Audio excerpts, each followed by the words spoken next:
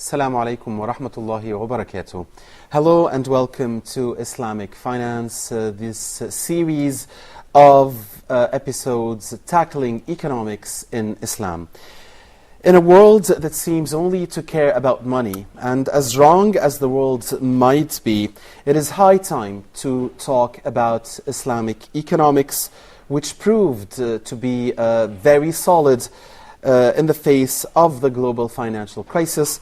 Unlike the Western unrestricted free market theories with all its virtual components that led to the almost meltdown of the global financial system about 2 years ago.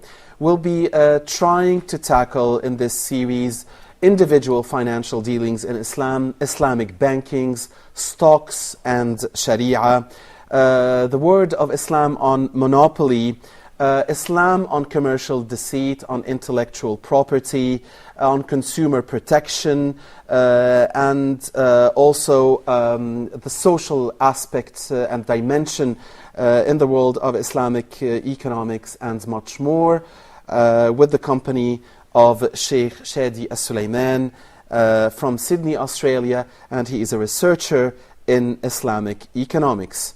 Sheikh Shadi, hello and welcome to Huda TV. Assalamu alaikum wa rahmatullahi wa barakatuh. Alaikum assalam wa rahmatullahi wa barakatuh. Sheikh Shadi, if we start first by trying to introduce to our dear viewers the main concepts of Islamic economics, how is it different from the Western theories, from the social or Marxist economies?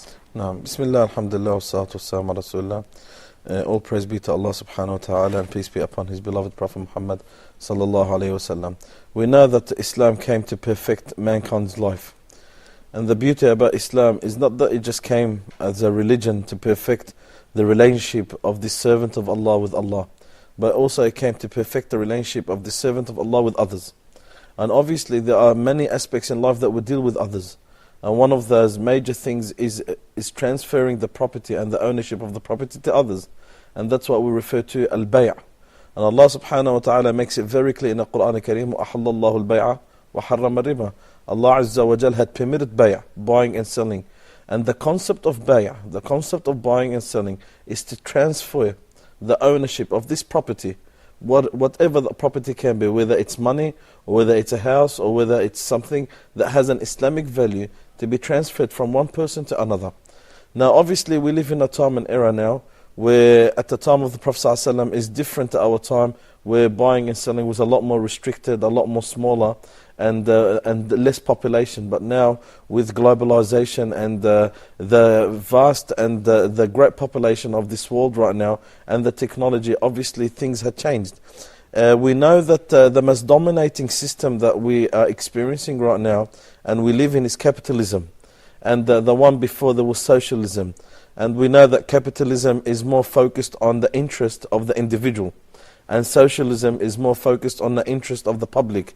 The beauty about Islam, Islam comes and brings the interest of the public and the interest of the individual together, where there is good and there is no harm to the public, and there is good and no harm to the individual. This is the beauty of the Islamic finance. And as you mentioned before, that we did go through a financial crisis just 2 years ago, and we realized that the Islamic system did not crash or fall like the rest of the other systems out there. Indeed, no Islamic bank went bankrupt during the crisis, unlike the big banks that went bankrupt there in America, in the UK, in Japan, and elsewhere. Now, Sheikh Al-Sulaiman, how is it really different in the world of Islamic economics when it comes to regulations, for instance? We know that one of the main reasons for the global financial crisis was the lack of regulation, was the virtual derivatives, the leverage that was too much in mortgage, and the lending that was without guarantees. What about Islam? What does it say when it comes to these things? Okay. Islam, one of the major principles when it comes to transaction in Islam is that you must transact with solid grounds. نهى النبي صلى الله عليه وسلم عن بيع الغرر. The Prophet Muhammad صلى الله عليه وسلم forbid any transaction that's unknown, that's ambiguous.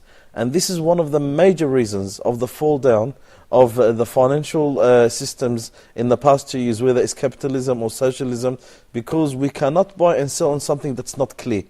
And for that's why Islam forbids such transactions such as riba, such as usury, for the reason that it's not clear. When we buy and sell in Islam, we must buy and sell on clear grounds. Something that we really own. Something that we really own, and I know exactly what I'm buying. I can't base my transaction over assumptions, or I can't base my transaction over something that's unknown.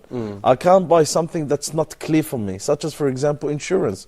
Why is insurance haram in Islam, and which we'll be talking in a full episode? The reason that insurance is haram, because it's not clear what you're paying your money for. Nabi sallallahu alayhi wasallam forbid any type of transaction that's unknown. Such as example the scholars of fiqh give is, for example, I saw you the fish in the ocean.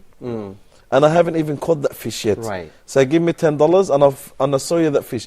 But you gave me the money, but what do you know about the fish I might caught? I might catch a fish that's not worth $10. Indeed. Or for example, I saw you the bird in the skies, but you don't know what you paid your money for. That's one of the major principles in Islam, that when we buy and sell, when there's any sort of transaction, there must be solid grounds. Indeed. You exactly know what you are buying, and I exactly know what I'm selling. And this happened in the short selling, in the naked short selling in the financial markets, and saw huge losses for stock markets around the globe, which you will tell us, Sheikh, of course, in a specific episode about stocks in Islam, but also short selling is you buy something that you don't own yet. So that would also go for short selling, wouldn't it? Naked short selling. Yes, and Nabi sallallahu alayhi wa sallam forbid someone to sell something that does not belong to them. And Islam had put a very clear and solid ground on the form of transaction. How do we transfer an ownership of a property? Because what's buying and selling? Buying and selling that you have something in your hands that I'm interested in, and I have something in my hands that you are interested in. So for example, you have a car and I have money. I want that car that's in your hands, and you want the money in my hands. And this is what we refer to in Islam as an Islamic value, or an Islamic property.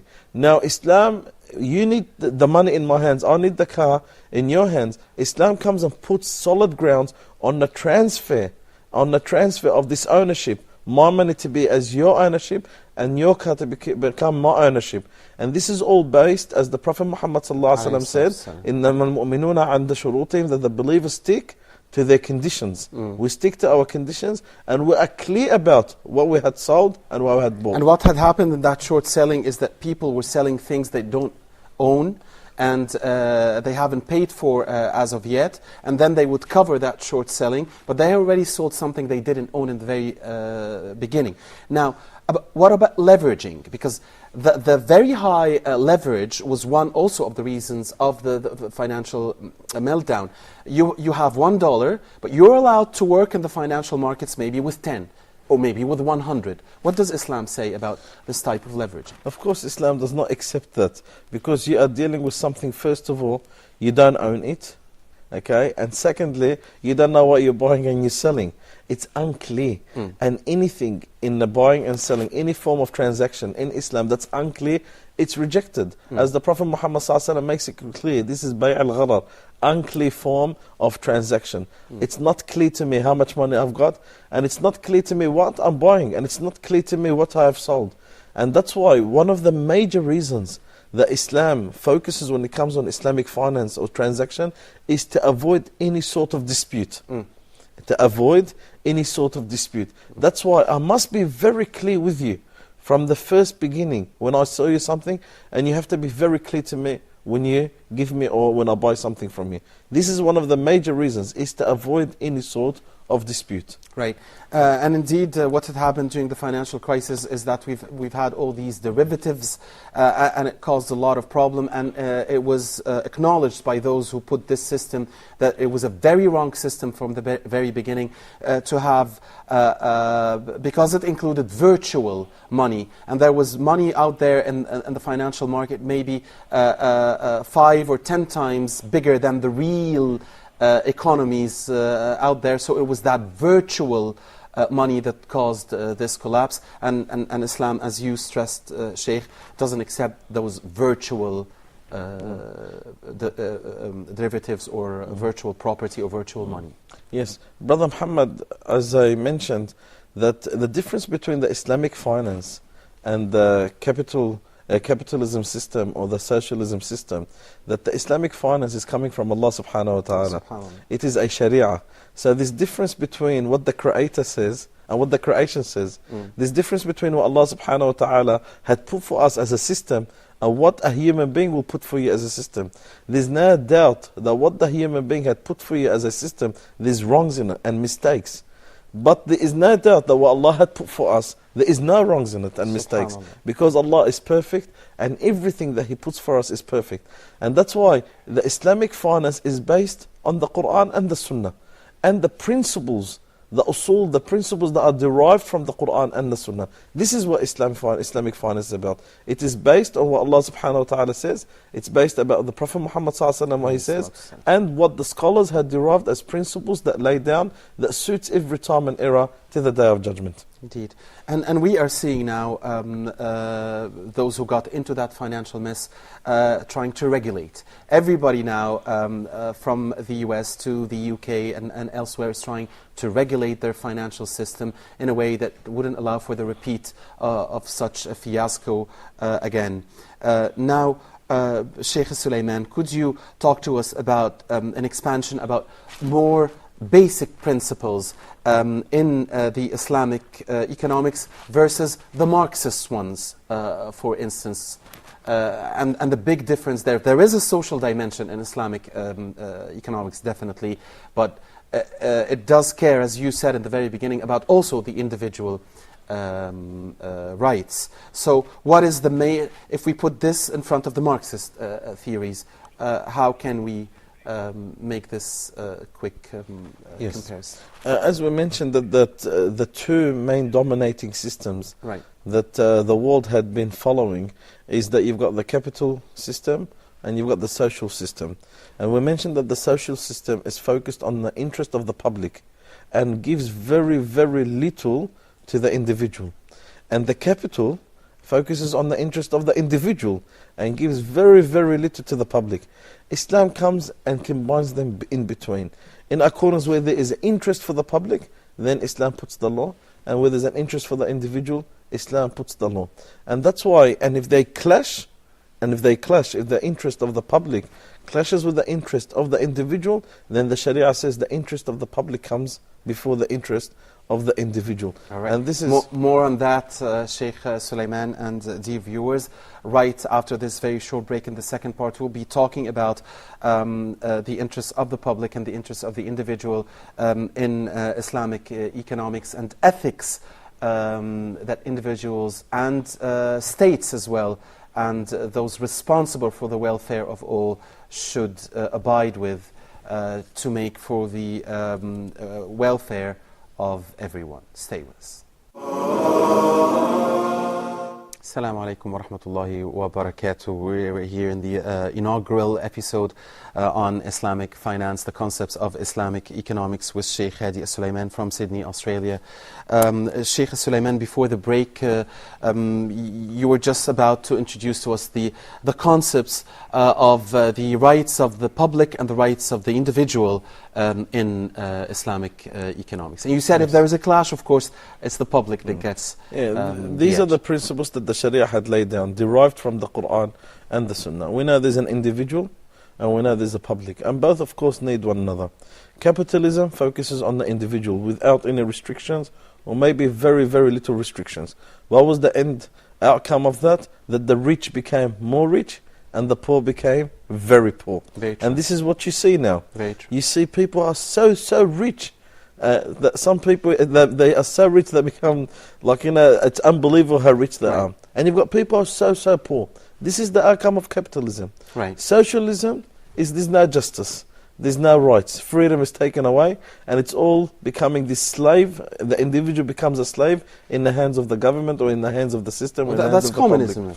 Yeah, communism, which is, we know communism and socialism are all attached to one another. Right. But Islam cares about both.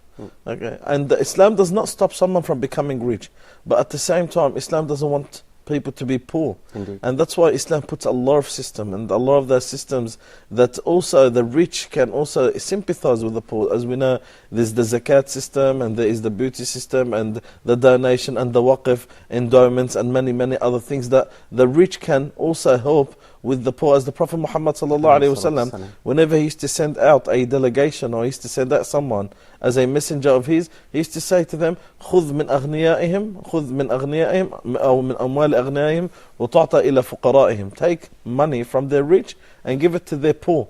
So this is the system in Islam. And maybe the system, maybe what's happening today is that, take from the poor and give to the rich. Because when you have this famous bailout to the financial markets across the globe, it was those big banks that took big risks and almost got their respective countries into deep trouble. It was the taxpayer in these top developed nations that had to bail out these banks. And in the end, these banks are now doing fine, and the CEOs are getting billions of dollars, and the taxpayer hasn't been reimbursed for the money he gave to bail out that who took a big risk. So can we say that in this unrestricted free market without with all the virtual components, that they are taking from the poor and giving to the rich? Yeah, this is what. And this is exactly the opposite of how it should be. Exactly. And what's happening, that there's injustice here. The poor is just becoming more poor, and the rich is becoming more rich. And when you don't have ethical or moral principles to follow, then that just becomes worse. Right. But in an Islamic finance, in Islamic world, in Islamic state, there's also morals and ethics that also restrict you to do these things. The more you become rich, is that sometimes people become more selfish. Well, Islam comes and says you can't be too selfish. You start to become wanting more money. Islam also reminds you that this is not the world that you should be focusing on collecting too much money. So the Islamic morals also play a big role, a significant role, from falling into these traps and falling into this path that make things worse for others, and especially the poor people. Indeed. And also the beauty about the Islamic finance, that it's a very balanced system, a balanced system that fits in between an individual and the public, and brings upon the interest of both. So both can work together in the best interest of a nation and the best interest of people. And this is what the Prophet Muhammad ﷺ taught us. Indeed, and in today's world, we're seeing the G8 and the G20 talking about growth from 2 to 3%, or from 1.4 to 1.5%. And this is all they really care about. At the same time, they've promised billions of dollars to those countries who are have a food shortage, and them suffering from a food shortage. And we have the food security officials around, especially in sub-Saharan Africa and other countries, complaining that they had not received a single cent of the money they had been promised. So here's a system that could backfire, couldn't it? Hasn't it already backfired, or could backfire more? With social unrest in these places that could later affect even the rich. You look at the first world countries, they're just becoming more rich, and the third world countries are just becoming more poor because of this system. The first world countries are taking advantage of the third world countries, and this is what's happening. And just becoming, the rich is becoming more rich, and the poor is becoming more poor. And the most majority of the population of the world is poor. The latest research says that 80% of the resources of this world is consumed by 20% of the people of this world. Right. And 20% of or the rest 20% of the resource of this world is consumed by the other 80% Right. of the rest of the population. So that 80% of resources is consumed by the rich countries, which are the only 20%. Right. And those rich countries, when they give aid programs to the poor ones, there are always conditions that you have to buy from me, and the huge investments come for the benefit of the donor countries and not the receiving countries. This is usually what happens nowadays. And this is not how Islam would define things. Because before all this, there's something called Islamic morals. And this is where the Prophet Muhammad ﷺ says, بُعِثْتُ لِأُتَمِّمَ مَكَارِمَ الْأَخْلَاقِ, I was sent to perfect the noble manners. So before you go into the buying and selling, Islam as a Muslim, you should have and clothe yourself with Islamic morals, which means I care about the others, not I just care about myself. I'm not a selfish person, I'm a generous person. But when you don't have those morals, then what stops you from becoming more selfish? What stops you from not caring about others? What stops you from just becoming more rich? And the more rich you become, is the less you start looking or understanding the poor. Indeed. But since you're mentioning the morals and the ethics, and we are in our inaugural episode here in this series, could you shed light, Sheikh Sulaiman, please, on important, crucial ethical values that the state should own, and also the individual or civil society should possess? As I mentioned, that one of the major aspects and the message of the Prophet Muhammad ﷺ is to perfect the morals of mankind. And when we say the morals of mankind or the ethics of mankind, we are talking about how we deal with others. You know, how we deal with Allah subhanahu wa ta'ala, this is what we refer to as ibadah. But there's something called akhlaq and manners, is how we deal with others. And how we deal with others is based on a lot of things. How to deal with your neighbor, how to deal with your father, how to deal with your children, how to deal with your parents, how to deal with the Muslim, non-Muslim, but also how to deal when it comes to buying and selling. And Islam restricts us with a lot of manners and morals. The Prophet Muhammad ﷺ says, for example, in one hadith, التاجر الصدوق مع الصديقين والنبيين والشهداء. An honest merchant, an honest businessman is with the prophets, and the martyrs and those who are honest. So look at the manners that Islam teaches. Look at the morals that the Prophet Muhammad ﷺ. And we really miss them nowadays, those honest merchants, who were one of the reasons that Islam spread so fast at a certain time. Because of honest merchants. Right. You know, and I'm talking about a country that's next to mine. For example, we know Indonesia. Right. Indonesia, 200 million people became Muslims because of honest Yemeni Muslim merchants in which they mixed with them. And it is today's biggest Muslim country. And today's biggest Muslim country. It's all based on Islamic morals and ethics. And if we don't have so what's the role of the state here? I mean, is part of the state being honest and being acting with ethics, is the welfare, the just distribution of wealth across all citizens, to protect consumers from the greed of the merchants, to prevent monopoly and so on. Are states doing their job today in